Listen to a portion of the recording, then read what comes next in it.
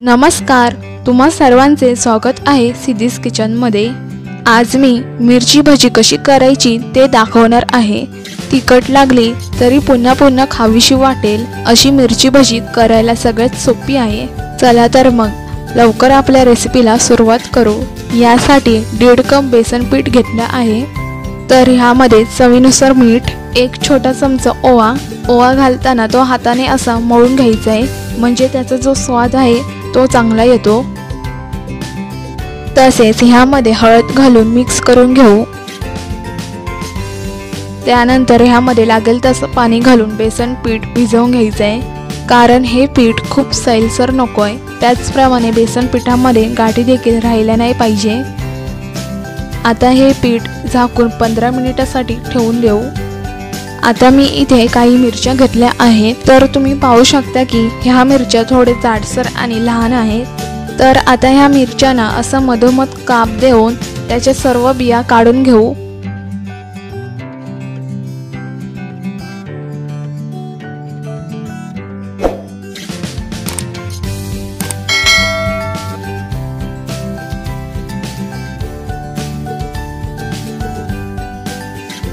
त्यानंतर आपण ह्या मिरच्यांना मधून असा लिंबाचा रस लावून घेऊया, म्हणजे त्याचा जो तिखटपणा काही असेल तर तो कमी होईल। त्यानंतर इकडे 15 मिनिटांनी झाकण ओपन करून पाहूया। तर हे पहा, बेसन पीठ आपलं थोडंसं घट्टसर दिसतंय। तर एवढं सुद्धा घट्ट आपल्याला पीठ नकोय, म्हणून त्यामध्ये मी आता थोडं पाणी घालून हे थोडं सैलसर करून घेते।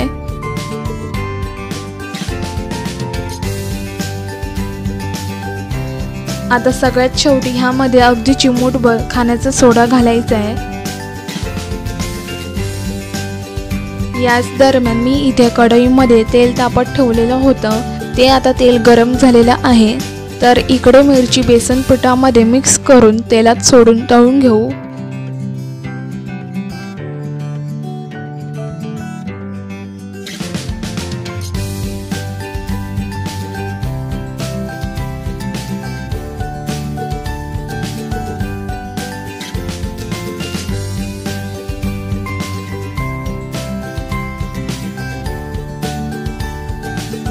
मिरची तळून झाल्यावर आता एका प्लेटमध्ये काढून घेऊ।